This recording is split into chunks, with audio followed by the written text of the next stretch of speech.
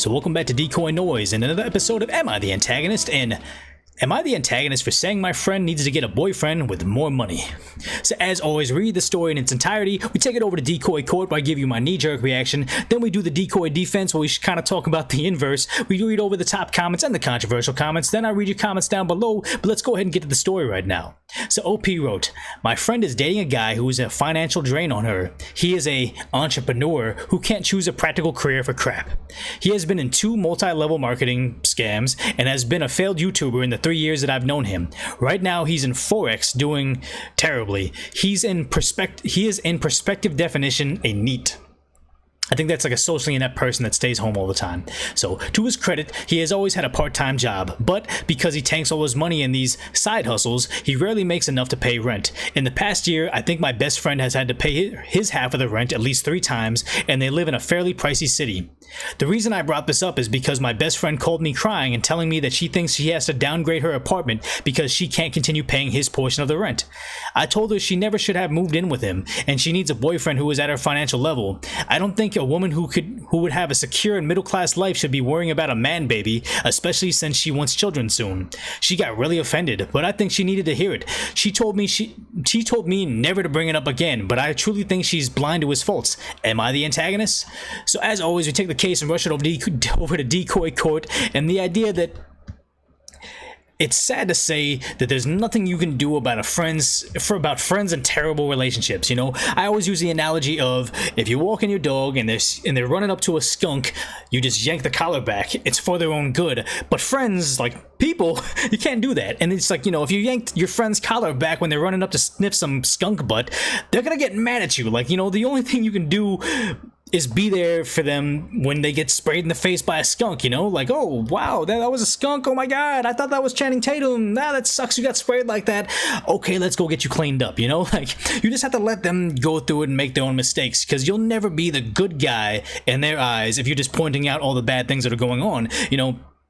Maybe that boyfriend has some great other qualities or skills that's keeping the friend around, you know? Something that's making her really want to stick around and support this dude, you know? Yes, he's a loser, but she's his loser. So I guess I gotta say, like, what would the decoy defense be is, you know, maybe OP is the true friend zone loser. You know, the story comes across as it's a female original poster, but what if OP is the real man-child loser? You know, like the boyfriend has had 3 misguided career attempts and they all failed, and now they're into their 4th attempt, but, you know, maybe it's the wrong move, but in this terrible economic climate, and the boyfriend's pretty socially inept, they're still desperately trying to make money however they can. That's kind of a positive thing, and he might be failing now, but maybe he's just a really good guy. He's, you know, boyfriend's super attentive to the girlfriend. He's 6'5" with 8-pack abs and a super chiseled jawline and cooks for girlfriend every night, you know? OP's just this jealous troll that works at some entry-level job in an office building, and he's just pestering the friend like, find somebody with a real career with a name badge and an access card. Like, I don't know, I'm going a little bit off the rails, but you just never see the other side of the situation because nobody ever wants to paint themselves in a bad light. So only judging OP right here, I'm still gonna go ahead and say there's no antagonist here because OP means well. You know, you're never gonna be the good guy in the story when you're trying to open up somebody's eyes, but maybe OP just doesn't really know that yet.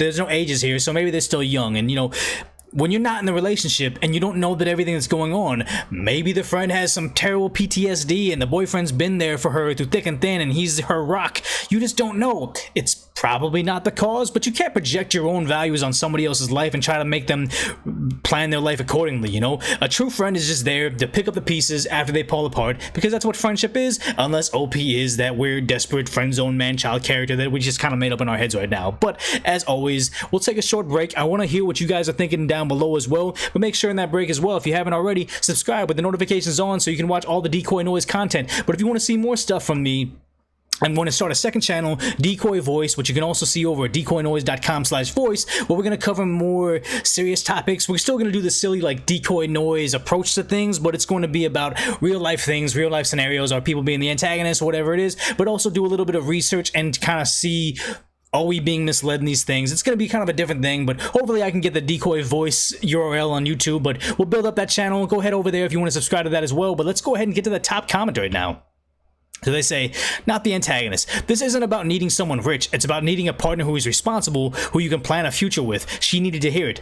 And the thing is, yes, it's not the antagonist because their heart's in the right place, but I do think that that's a little bit different from what I'm trying to say. Is the idea is like, it's not about the whole needing a rich person, not reading a rich person or whatever. It's the idea that nobody wants to hear that stuff. If they're madly in love with somebody, they oftentimes can't hear the negatives about it because, the rose-colored glasses thing.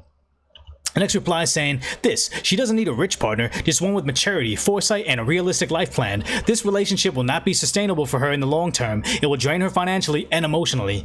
And here's the thing is, you don't want to get into that sunk cost fallacy, but who knows, maybe he writes the next Harry Potter series and then she'll be like, oh my god, I was there building up I built that whole foundation and now someone else gets to reap those rewards. Terrible way to live your life, but you never know. So the next top reply was, not the antagonist. Sounds like she's more of a parent to him than a partner. He spends all his money on failed be your own boss and YouTube fame schemes that work out for the 0.1% of people. She now has to foot the bill for his living expenses, like rent. That's not a partnership. That's her funding his BS. She needed to hear it even if she did get mad. I think you told her the right thing.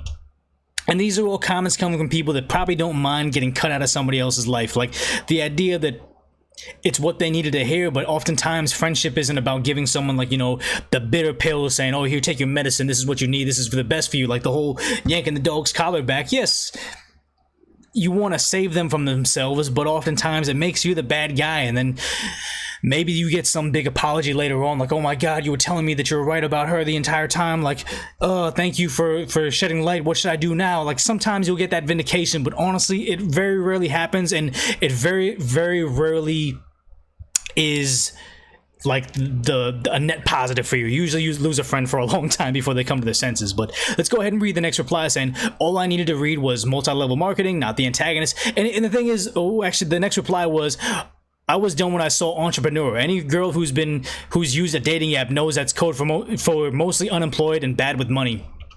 So I don't like the whole jump into conclusions thing when they say, oh, you see MLM or entrepreneur or whatever it is, the BS stuff, I checked out, I'm already ready to give my knee-jerk reaction, blah, blah, blah, I already hate you type of thing. I don't like that whole situation because it often is just dismissive. Like, no, we want to get real feedback and a real discussion, not like, I know better than you. Once you said that hot phrase, I've been trained through my internet voyages to know that that's bad, I hate that, or whatever. So I don't like that whole thing. And the idea is, yes, on online dating, whenever you see someone that says, I'm an entrepreneur as a career path, oftentimes it just means that like they don't have any like stable employment. But you don't want to disclude yourself. That's like, what's that word when they I'm trying to, it's escaping me right now, a venture capitalist, because they'll say that they're an entrepreneur as well, but they actually do have money and they decide like, who to give money to. Like, who's that guy, Andre Iguodala on the Golden State Warriors, over like, he made his millions of dollars on the Golden State Warriors playing professional basketball, but made much more money being a venture capitalist, taking that money and investing it on